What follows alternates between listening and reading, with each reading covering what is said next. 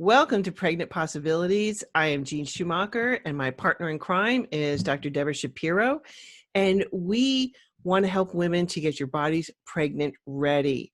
And by doing so through a whole food, plant-based lifestyle and getting the toxins out, and of course, exercising. Those are the three big pieces that we have. And, there's a couple of other things that we talk about, but that's primarily it. So, Doc, how you doing today? Oh, wonderful. Thanks, Jeanne. It's always great to be on with you. And this is always a pleasure connecting with you. I mean, we always have fun, honestly. And Absolutely. I always learn from you without question.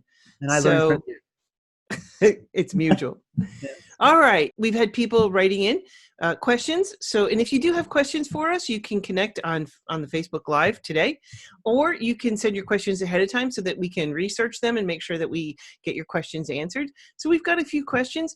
The first question on deck is, what do I do if my family, partner, friends, whatever, disapprove of my plant-based pregnancy?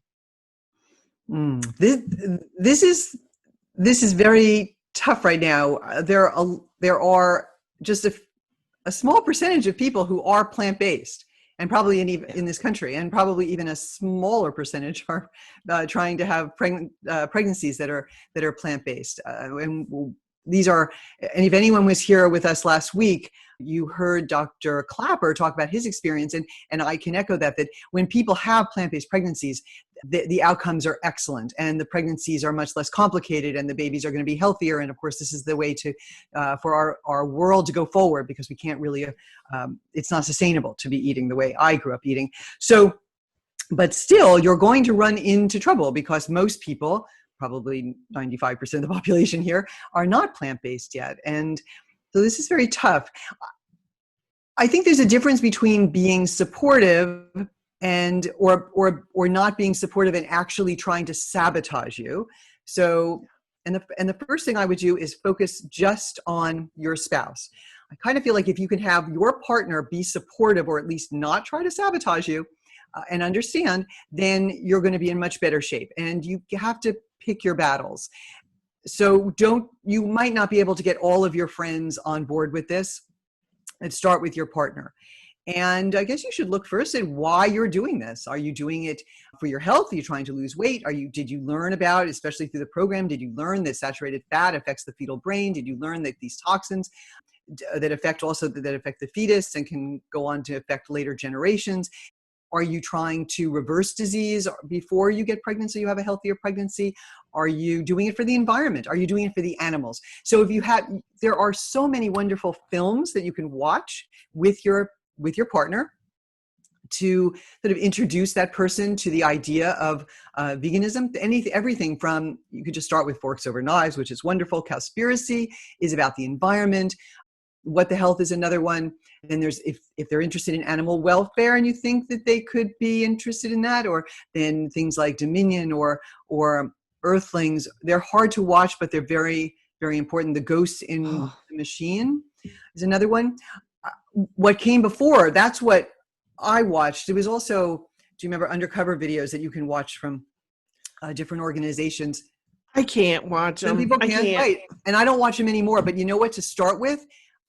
It's not a bad way to start. And sometimes you can, you just see enough and it's like, oh, I get it. I haven't been looking. I haven't been paying attention. And then all of a sudden the light goes on and, oh, this is really going on. So the chicken that I buy already roasted and smelling, the way it smells, that was a living being, and it was tortured for its whole life. And so let me jump in, because I used to, I still make my dog's food, but she's now 100% vegan. And so back in the day, I would make like 3 months of dog food at a time. Like, I go into the kitchen and I spend all day in the kitchen and I make 3 months of dog food at a time. But I would use like maybe 2 packages of chicken, and I do it just for flavoring more than anything else. And so I would cook the chicken in a crock pot that I had just for that, because I didn't want to contaminate my food with hers. So, and it was cold. And so I got to the point, because it stinks up the house so bad now, to me, the smell of the chicken cooking. So I would put the crock pot outside, and it was a slow cooker. and I would plug it in outside so I wouldn't have to smell that. Well, it was like 17 degrees outside. And I'm like, yeah, no, I can't put that outside. It won't cook. So I put it in the garage, and my husband went out to the garage. He didn't know I'd put the crock pot out there. And he went out to the garage and he's like, oh my God, honey, I think the septic backed up into the garage. And I said, no, that's just the chicken cooking. Wow. And that's how bad it smells to us now, Right. that we have changed. And, I was diehard growing up, meat at every meal and animal products, growing up. But now my husband and I, we really can't stand the smell. And, or just to be around other people eating it, because it just smells so bad to us now. So I think your tastes do change. But going back to what do I do? One of the things you can do, like you said, watch the movies, but also I call it dinner and a movie, and just go out and make a huge, like, whole food plant-based, and make it something that is absolutely spectacular. Like, there's a great lasagna recipe, like Rip from Esselstyn. It's called Raise the Roof lasagna, something like that. That's a fabulous recipe that even, people that aren't plant-based will go, this is really good. And just make something that is really good, invite your friends and family over, and then sit down and watch something like Forks Over Knives, or the game, especially for the guys, the Game Changers, the movie that resonates with men like 100%. So that's a fabulous film about vegan athletes and plant-based athletes. I shouldn't say vegan athletes, but plant-based athletes. And yeah, but that resonates with the men, because and I'm not going to spoil it. If you haven't seen it, there is a scene in there, and you'll know what I'm talking about when you get to it. Because my husband couldn't wait to go. As soon as we saw it, we went to the movie theater and we saw that movie. And as soon as we came out of the theater, he couldn't wait to talk about it. Even though I was there with my girlfriend and her daughter, he had no problem talking about it in front of them. So it was hilarious. There's an impressive part of that little study that they do, that they show on film. Yes. That's really amazing. Lastly, if there's any religious overtones in your and a feeling of religiosity in your family, and there is a new film called A Prayer for Compassion that my teacher Victoria Moran produced. It's really wonderful about the history of veganism in the religious in religions throughout time, and that's really important to see also, because I think it really gets lost and people don't realize that there is that history as well. In terms of finding a clinician, we can help you with that in the program. And there are listings of plant-based docs. And there's also, even if you can't find somebody who is actually plant-based themselves, you just want to find someone who is going to be supportive. And we also have access to teledocs who can help you as well. I would not talk about being vegan or plant-based or any of these issues around animals or animal welfare or the environment while you are eating with somebody. Because if you start talking about their food and what they're eating, or even what you're eating or what you're not eating and why, man, that is such a quick way to turn people off. And you don't want to turn people off. You want to turn them on, really, about this. So the time to do it is when you're not actually ingesting food. If people ask you while you're eating, which they often do, because it's right there, right? You're not eating what they're eating, and they're eating something that you're not eating, and there's a reason. So they often bring it up, and I would say sometimes that is it's a trigger for them, and they're trying to trigger you, and even if it's sort of subconscious. So I would not take the bait, and I would just say, I feel great. My doctor approves. Everything is doing wonderfully, and I'd love to talk to you about this at another time. Let's talk about it when we're not eating. Do you agree with that? I mean, yeah. It's yeah. And I've gotten into those conversations at the dinner table with my family, and they're not appreciative of it. Right. Here I am thinking I'm sharing the light, and they're like, yeah, we don't want to hear it. No, especially because you have to know that just the fact that you are there not eating what they're eating and eating something different, and they know that you have a feeling about what they're eating, makes them very, very uncomfortable. And that can turn into a kind of an anger. So, I mean, we've all experienced it when we're vegan and our families are not. What would be wonderful, so if you start on this program before you get pregnant, and you really learn how to create these amazing plant-based foods, and Jeanne, you have hundreds, right, of recipes, and we'll help you through all of this. And especially since COVID happened, I've been in the kitchen cooking, because I've been at home.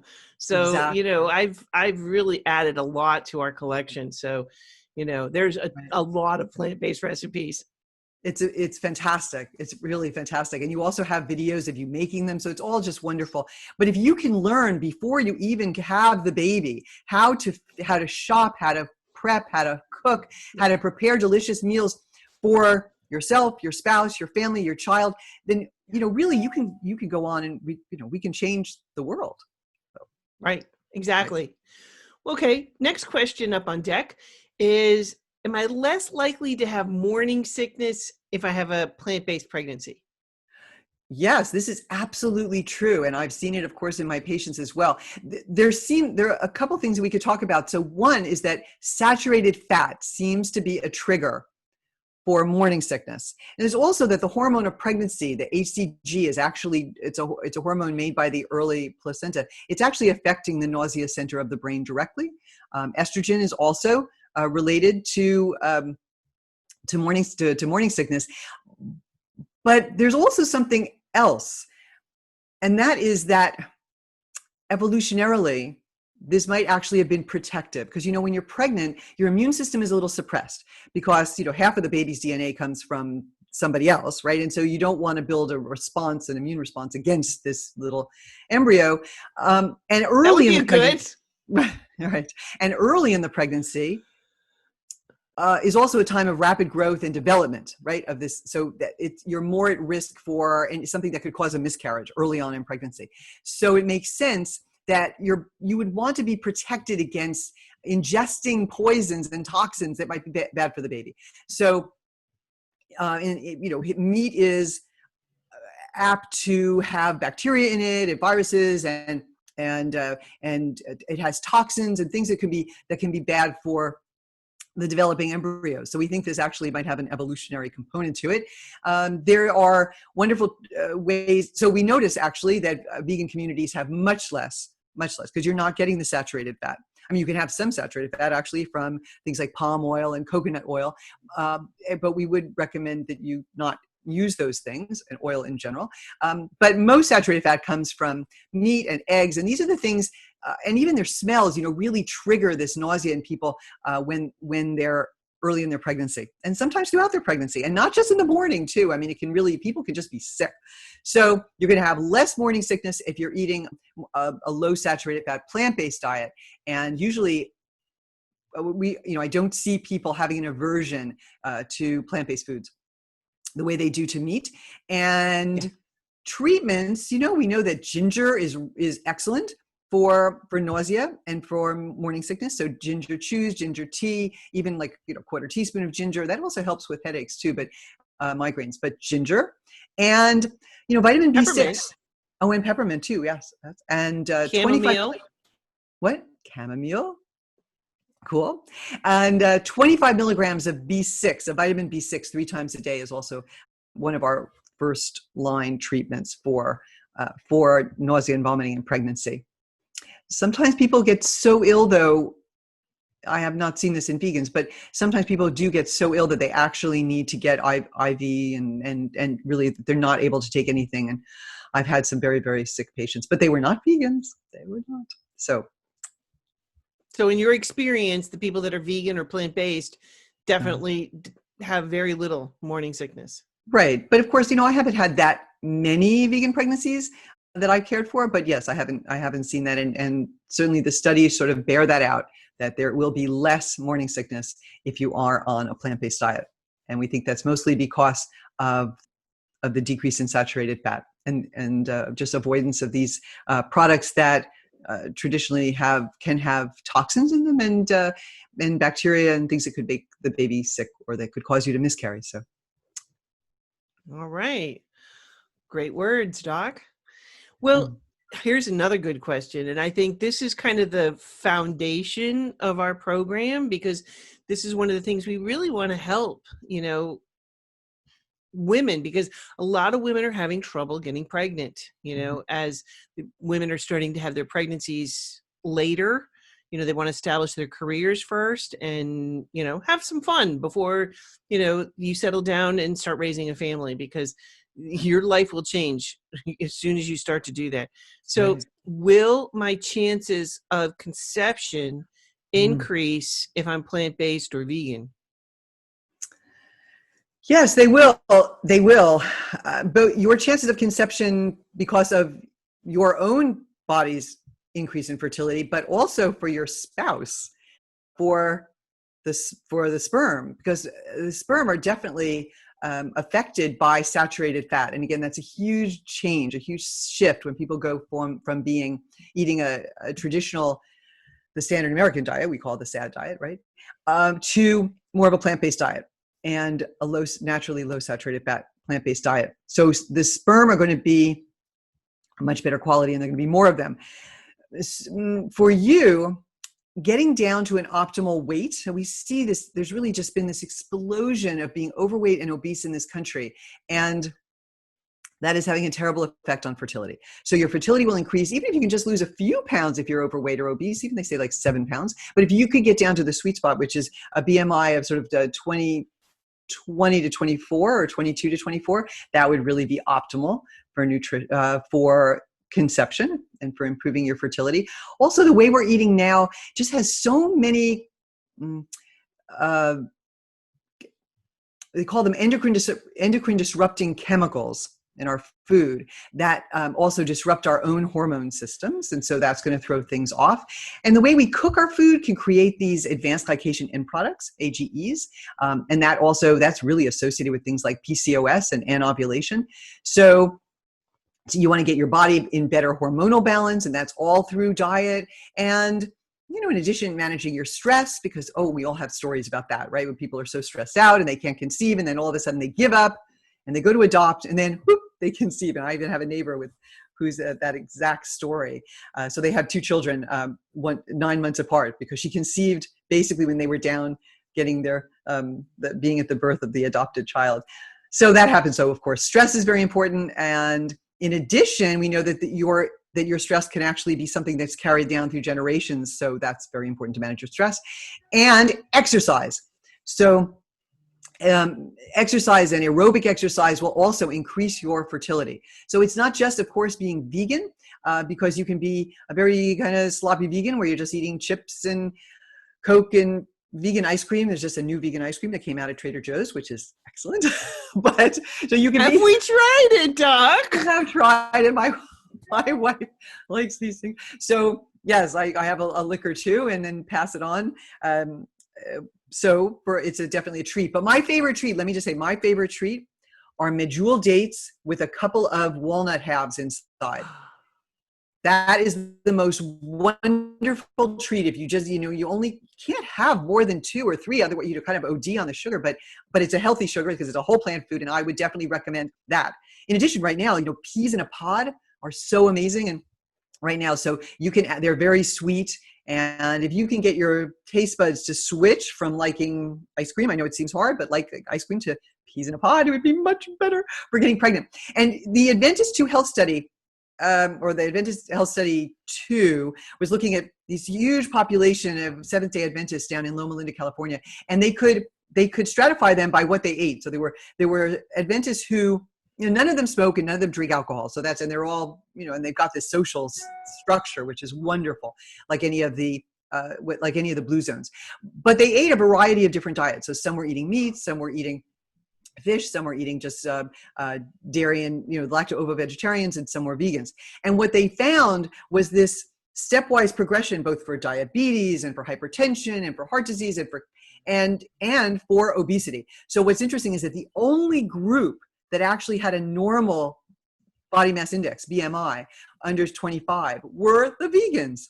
So it's very important now, because the way food is made available to us, and the way, if you go to restaurants, and a lot of people now are still taking food out of restaurants, there's so much oil, there's so much fat. The animal products are not being used as flavorings like they might in some traditional societies. They're really sort of this, I've been to places where the steak is sort of falling over the ends of the plates, and it's just not a healthy way to eat, and it's not going to help your fertility, and it's not going to help your baby develop healthfully.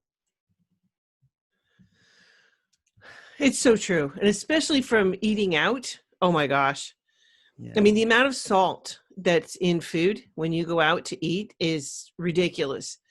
And I just know for myself, my husband and I went out to one of those restaurants where you can go down and pick, I'm going to take this, this, this, and this. And Right. the line was really long. Thank goodness. And I was bored. I pulled my phone out and they had an app for the restaurant. So I went on it. And what I found is if I had ordered what I was going to get, I would have ended up with 2.5 days of salt. Oh my goodness. And if I had eaten there, our next stop would be at the emergency room. Wow. Because I myself, I personally cannot have salt at all. Right. And so it is absolutely imperative for me, you know, I have to be very, very careful. And so it makes it virtually impossible for me to eat out unless I know the restaurant, you know, that I'm going to, and I'll call ahead and, you know, ask for them to prepare ahead of time, you know, and that's one of the tricks of eating out is, you know, call ahead. Or, you know, you like, I have a restaurant in the next town over that is whole food plant-based and she's vegan and I've got her to start cooking oil-free and she will also cook salt-free for me.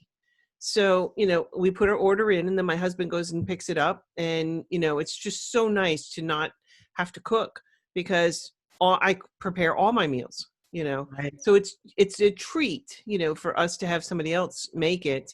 And I know the quality of the ingredients because let's just say that most restaurants are there to make a profit. They are not there about your health. So I just got to get that out there because when you do eat out, I know it's a treat and we sometimes seem to be doing that a lot more because we just don't have time to cook and you know, and so I think that's one of the things we talk about in our program is how to teach people how to cook. And it's not difficult, you know, especially to keep the basics, you know, like have cooked rice in your refrigerator, have cooked potatoes in your refrigerator, cooked beans or some kind of lentil. And I can make a dish out of any of that stuff, you know, in minutes, you know, so just having that stuff ready, that's half the battle is learning how to eat this way and know, you know, the nutrients that you're going to need. So I think we have time. And before we jump into our next question, I just want to tell people that if you're listening to this, we've got a gift for you. So if you go to pregnantready.net, we're going to give you the top 3 things that we think you should be doing to get your body pregnant ready.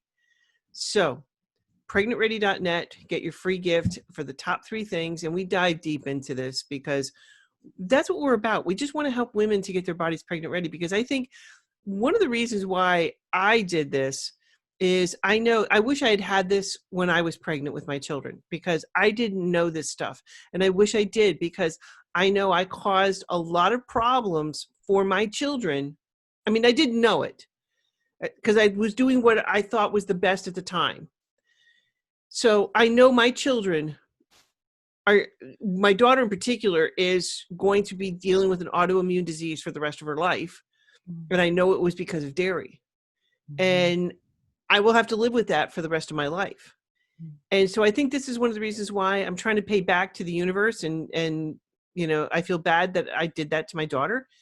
And I just want other people to know that going into this, that you can change the health of your child. And I've seen it in the classroom. That's another reason why, you know, I'm so adamant about this. And I know, Debra, you see them, you know, coming out of the chute, you know, and seeing the differences in children and how healthy or not they are. Because like, and this is one of the things that absolutely astounds me is when you do get pregnant, whatever level of toxins you have in your body at the time of conception is that's what you carry with the baby. Through the term. And that just absolutely, I'm in shock by that. So your baby's being, you know, pickled in this toxic soup that, you know, you can get rid of the toxins, but the baby can't until they're born and they come out and they start pooping, you know? And so I want women to be aware of this. That's why, for me, that's one of the main reasons I'm doing this. And I know you've got, you know, you want to see it too. Yeah, well, exactly. There have been a few studies that have just really really affected me. There were studies about the role of saturated fat and the fetus, and just knowing that when you're obese and you gain an excessive amount of weight, you're actually reducing the IQ of your offspring. And the same with these endocrine disrupting chemicals. And I didn't even really know what I didn't even know, I'm drinking out of water bottles and I'm putting my food in plastic and I'm not looking for the BPA. And I just didn't know about any of this. And then you find out that, they've looked at the kind of toxins that are in the umbilical cords of babies. And, I kind of knew that there was DDT still in breast milk. But you don't realize that now it's not just DDT. I mean, we're probably surrounded by hundreds, if not thousands of chemicals. There's no idea what these things do together. They don't test them together. They test them, like a lethal dose 50, they test them one at a time. So, now you have umbilical cords that have been shown to have, 100 or hundreds of chemicals in them. And what is this doing to the child? And the stress that people are under as well. So all of this is so important, and not just for your child, but for their child. It goes down through generations, through something called epigenetics, that what you're exposed to and what you're eating and your lifestyle is affecting the genes that you're passing on, the genes that are going to be in the ovaries of your female child that will then go to make your grandchild. So this is so important. And we know that heart disease actually starts in the womb.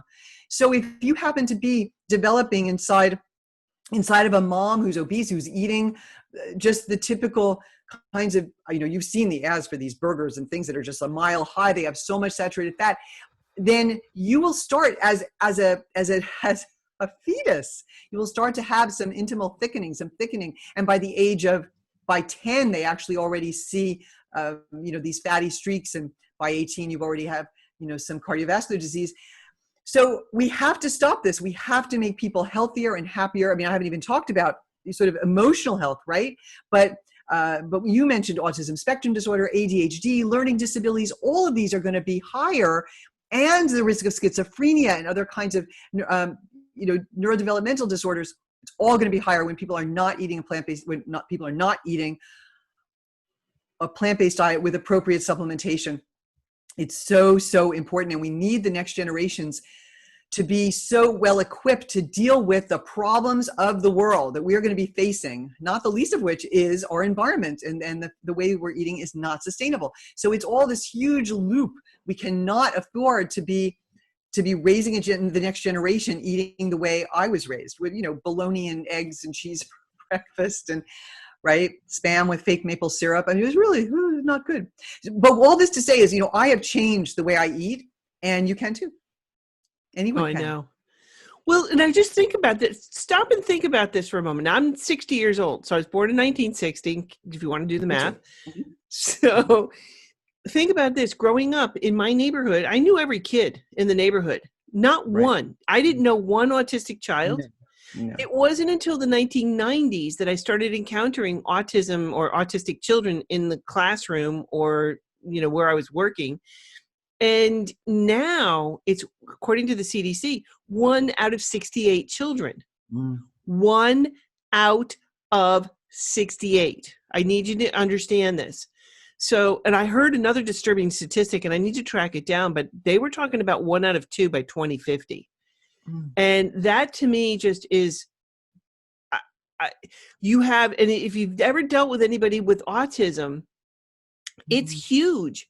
And it's a huge problem. They cannot deal with society in a normal way. And it requires a phenomenal amount of resources to teach and train these children. They cannot be in a regular classroom. They require very small amounts of, almost 1-to-1 or, 1 to just a couple. And so we're going to be spending a lot of time and effort and energy to educate these children who cannot function normally in society. And then on the other end of the spectrum, you have dementia and Alzheimer's.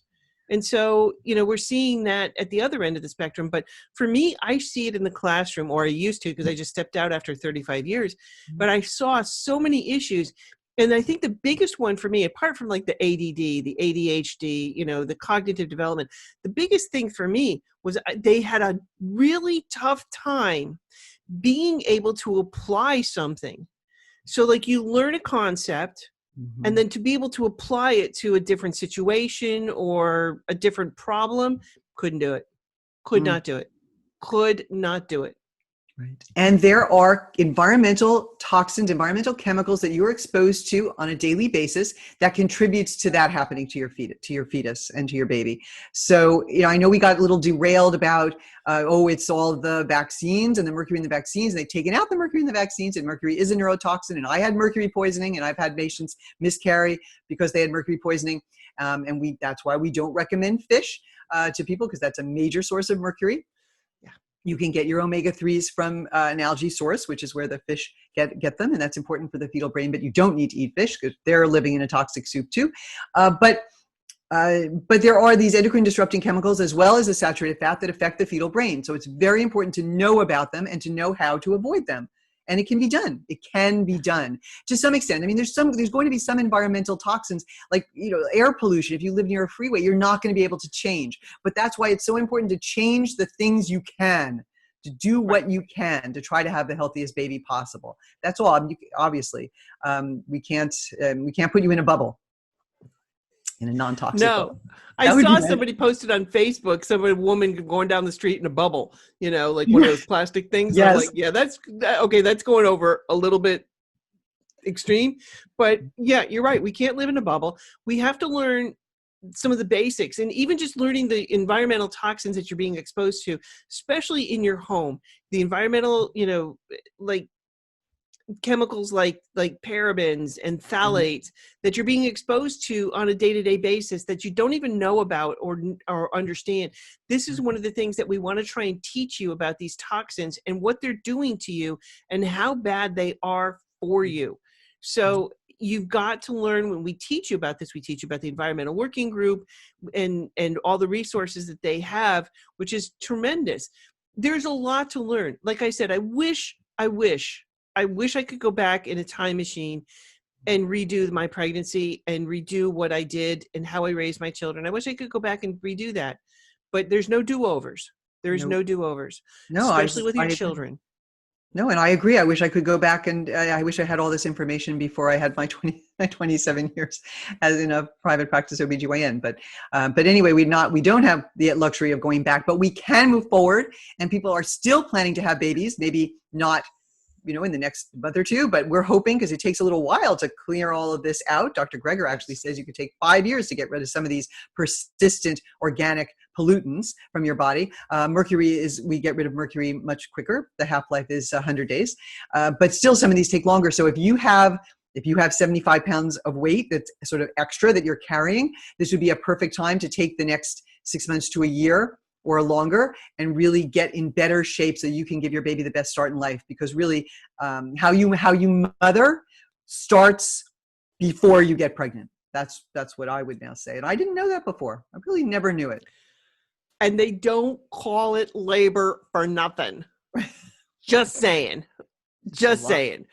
Wow. And yeah, I remember back to what, because I had 2 children. Oh my God. Yeah. It was huge changes in your body. So, yes. Well, always great connecting with you, Doc. Yes. Wonderful talking to you, Jeanne. And I hope that people enjoyed this. And if you have any questions about the Pregnancy Advantage, please reach out, www.pregnancyadvantage.net. And there's a place to click, and we can have a conversation if you'd like. And there are places just to sign up. So learn more about it, and let's make the next generation healthier and happier. Right. Well, we have 2 programs. So one is, it's self-paced and you're on your own and you go through it in the material, and, that's a great program. But we also have the signature coaching program as well, because you're going to have a lot of questions, and we may not have all the answers, but we sure, gosh darn it, we tried to prepare and think about every question that you could possibly have, and we've answered it already. And if we don't have the answer to your question, we'll do our best to find out. We will. Anyway, Doc, we'll see you next week. And what's the other program? Wait, you mentioned there was the one program which is self-paced, and what about the other program? And then the signature. I said the signature coaching program. Very good. I'm sorry. Okay. So we have 2 programs: self-paced and signature coaching program. So. Right.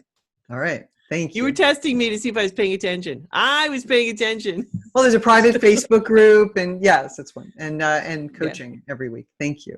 We do. Please, if you like the video, if you like this, please give our page a like, okay? And join the group. And by the way, let's not forget, we're offering a scholarship to 3 women that want to join our signature coaching program until you get pregnant. So we want to guide and coach you along the way. So if you're interested in joining our program for scholarship, then all you need to do, the information's on our Facebook page. It's under the announcements. So we're collecting information, 1,000 words or less, why you want to join our program, what benefits do you see to yourself? And, I post all the information on the Facebook page. So if you meet our requirements, please, we'd love to have you. So we want to help. This is what we want to do. This is Debra and I want to just spend the rest of our lives helping women helping women. Okay. And let's not forget, we have a gift for you, pregnantready.net.